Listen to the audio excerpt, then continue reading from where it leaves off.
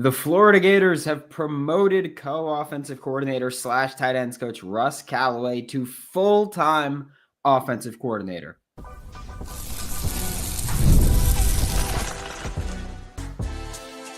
You are Locked On Gators, your daily podcast on the Florida Gators. Part of the Locked On Podcast Network, your team every day. Hello and welcome back to another episode of Locked On Gators, part of the Locked On Podcast Network, your team every day. Thanks for making Locked On Gators your first listen of the day every day. We are available daily and free for every single podcast and on YouTube.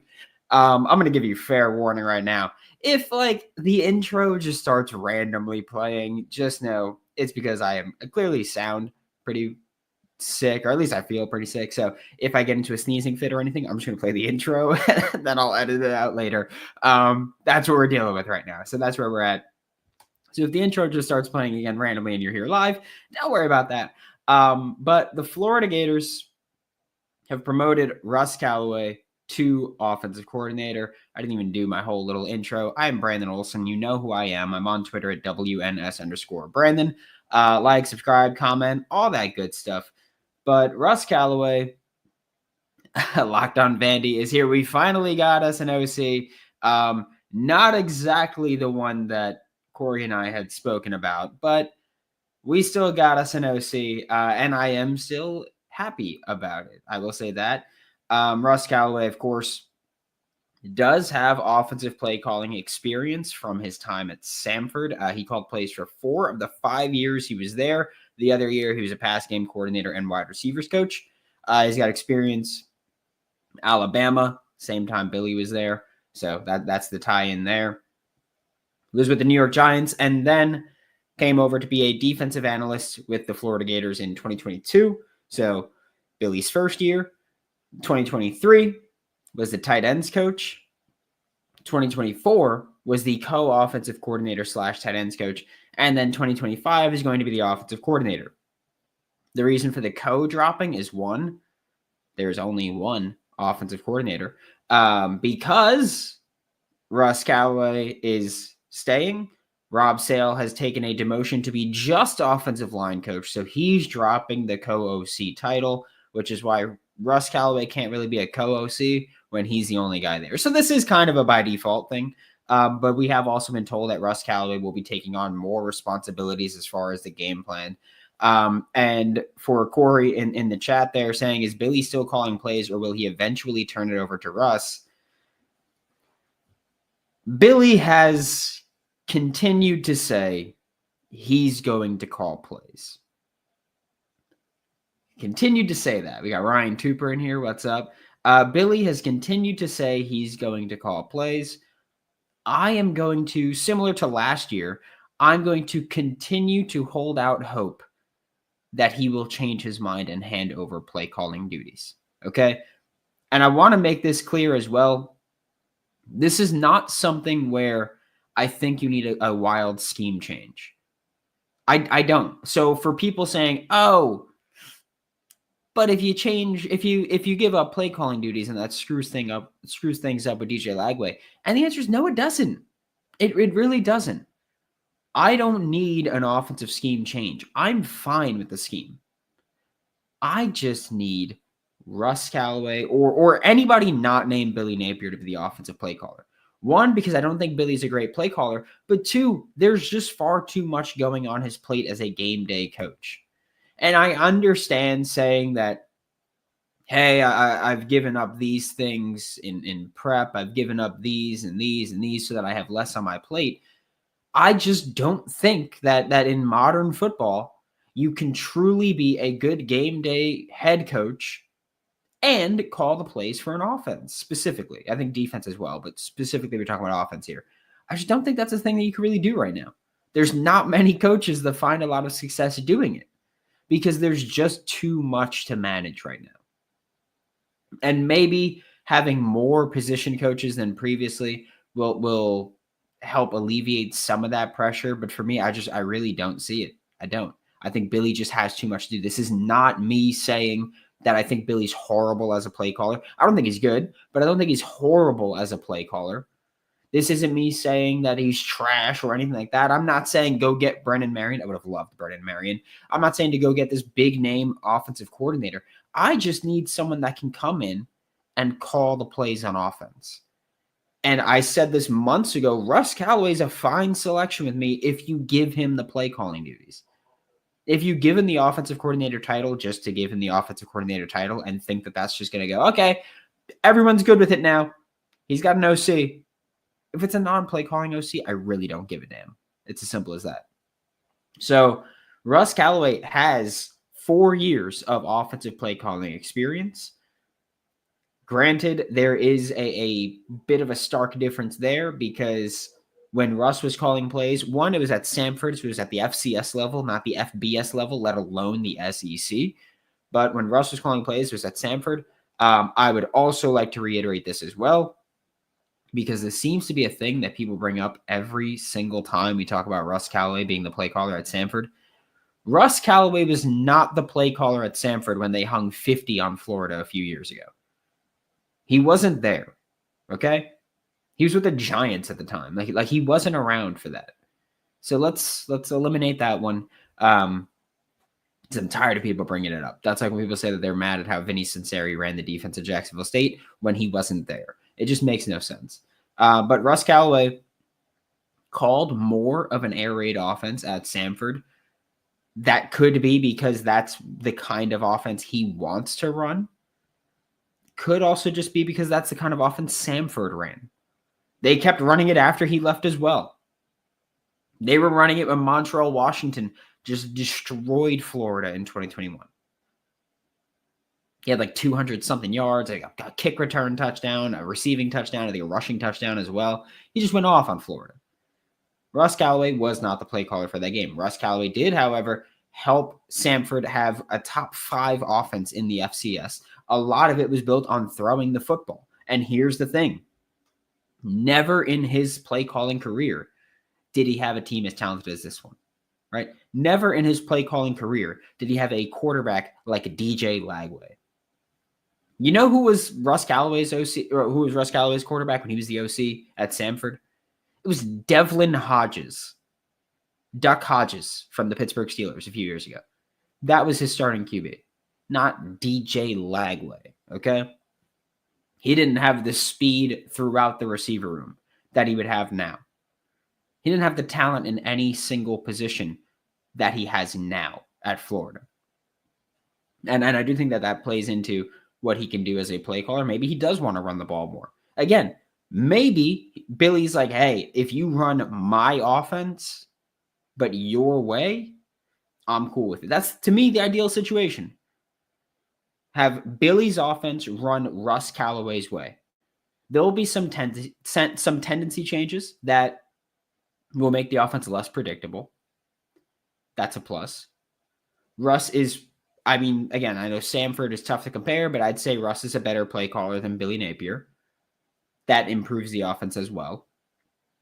And just changing the play caller and not the scheme itself, you know what that helps with? Continuity. So for everybody saying that, oh yeah, like continuity is a thing, you can't change things for Lagway, we're not changing a damn thing. I'm not asking for that. I'm asking for just a play caller change. It's the only thing I'm asking for. That's it. And I'd be happy with that. Okay. I see you guys talking in the chat. I see you guys asking questions. We'll get to that in just a second when we get back with Locked On Gators. When the game tips off, the NBA action is just getting started, and there's no better place to get in on it with FanDuel, America's #1 sportsbook. With FanDuel, you can place live bets throughout the game. So even if you miss opening tip-off, or even if you miss the first quarter, you can do what I do, which is I say, hey, let's say Steph Curry, right? Steph Curry's got 4 threes made in the first quarter. His line set at 6.5. I'm going to take that because I'm going to say, hey, over the next 3 quarters, Steph can average 1 made 3 per quarter. Probably going to do more than that, right? Especially if he's that hot in the first quarter. Just saying, it's free money, free game. That's it. Right now, new FanDuel customers can get $150 in bonus bets if your first $5 bet wins. Just visit FanDuel.com to join today. It's FanDuel.com for your shot at $150 in bonus bets. Make every moment more with FanDuel, the official sports betting partner of the NBA.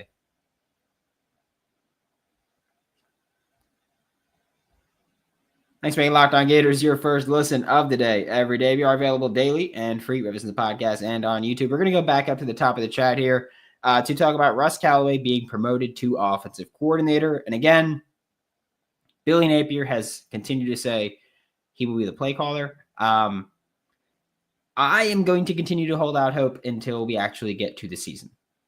That's where I'm at with it. I did this last year too, where I was like, hey, with Russ Callaway specifically, I was like, hey, he promoted him to co-OC. Let's hope he gives him play calling duties. Again, it's not a knock on Billy. It's just there's too much now. There's too much going on in college football right now. You got to give things up. You just have to. And also, this team got a lot better in 2024. You want to know what one of the big changes was? Because I can tell you, it was Billy Napier spending more time in the defense.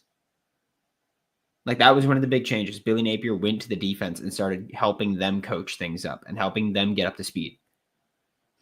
If Russ Callaway is the play calling offensive coordinator, that gives Billy more time to go wherever he needs to go. And that's huge. We got Ryan Tooper in here, Harvey Mathis Jr. Michael Dawson said, I think the new guys in the office making him, or could it be Greg telling Strickland to get Billy off the play calling because we got a deal on the table with the Big Ten and Florida need to be good? Well, we don't know if Billy's off the play calling yet. To this point, Billy has said that he's going to continue being the offensive play caller. So can't say that it's that because, again, while he has hired an OC, he has not said he's given up play calling duties yet. So unfortunately, we can't say that one. As far as the new guys in the office making him do anything, no. Billy has a lot of say in those guys getting hired. Okay? So Billy has had a lot of say in those guys getting hired. Billy was there for that whole process. Billy was a big part of the process. Those guys would not have gotten hired if Billy didn't feel like he could work with them. And I can't see, just knowing the kind of coach that Billy is, I can't see Billy going, yeah, hire these guys that are going to try to take power. Doesn't make sense to me, right? So Ryan Tooper said, I want more 11 and 10 personnel for DJ. Here's the thing.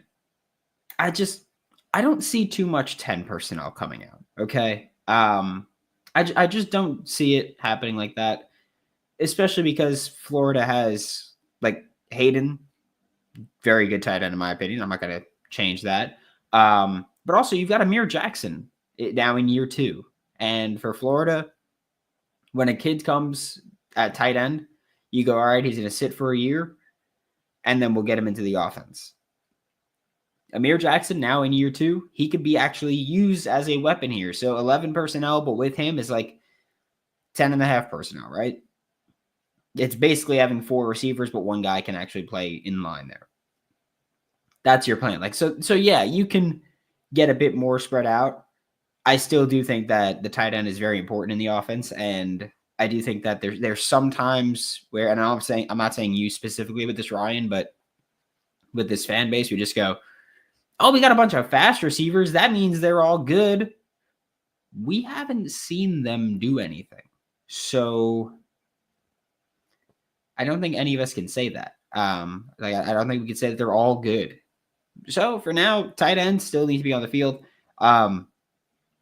Billy Dunn said Russ will be over positions on O-line and doing situational football, but before we snap the ball, the play is coming from Napier, unfortunately, back to fun and gun, baby. Yeah. Billy has said that.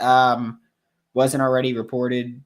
Billy will call plays. I'm assuming, Rob, you're asking if it was already reported. And yes, it was reported that Billy will call plays. But again, things change, you know? We've seen things get reported and things get changed. I mean, hell, look at last year. Billy said Austin Armstrong was still going to be the defensive play caller when they hired Ron Roberts. That wasn't exactly true, right? Ron called the defense last year, so it wasn't exactly true when he was like, oh, this is still Austin's defense, but Ron's coming in to help. Wasn't exactly that. Okay, thank you. Who got demoted from the other co-OC role? Yeah, Rob Sale, reportedly, in order to stay at Florida, lost the co-OC title, and so he is just offensive line coach, which is one of the reasons that I say, hey, yes, this is a promotion, but it's also kind of a promotion by default because you can't have a co-OC when there's only one guy with the OC title, right? Could have promoted someone else, however, but he didn't. So you got one OC here. Yeah, unless Billy changes his mind during spring and summer, which hopefully he does. My hope is that you see Russ call a bunch of plays during the spring ball and spring game, and hopefully that looks at least competent enough and coherent enough where Billy goes, you know what? I think I can give him the play calling reins. And so hopefully we see that. Hopefully. Rob's so supposed to be demoted. Who we should compare Amir Jackson's play style to? All right. I don't want to do this. Because I know the expectations and the standards that get put on it when you say something like this. But wasn't Billy G a co-OC? No, he wasn't. But I do think that if you're going to compare him to any tight end, you've kind of got to say, and again, I hate doing this, like you kind of have to say like a Kyle Pitts type. Not that I think he's Kyle Pitts, but stylistically, just in terms of being the really agile, big receiver type. Like he played receiver in high school. That's what he did. Again, I say this all the time. This is why I said he wasn't going to play in 2024. You look at his high school film, he's playing wide receiver, running end arounds and stuff. Like he was a receiver. That's it. Moving to tight end. That's great. This is the time you try to use him as a mismatch. And look, like obviously, I know that one of the things that I say all the time is just because you've got a pass catching tight end doesn't mean that you've got to call him, Kyle Pitts. I get that. It's just a thing that I'm saying stylistically for Florida fans. That's something that we're going to compare him to a lot, right? When we see that kind of tight end. I think he's too big to be compared to that's too tall to be compared to like a Jonnu Smith. I don't think he's built enough to be compared to many of the other elite tight ends like a Mark Andrews or anything. But I don't know, Juwan Johnson type, I guess, with the Saints. We could say that. Hope you're right, Brandon. We have to get better at certain situational play calling, be less predictable. Hopefully, that's what Russ Callaway will help this offense become, where hopefully things get a little more opened up there. Make it as you go, Gator style. Hopefully, with more off his plate, the middle eight will be better. God, I hope so. All right. Thank you all so much for tuning into this live episode of Locked On Gators. Talking about Russ Callaway, where we will talk more about that this week. Going to try to get some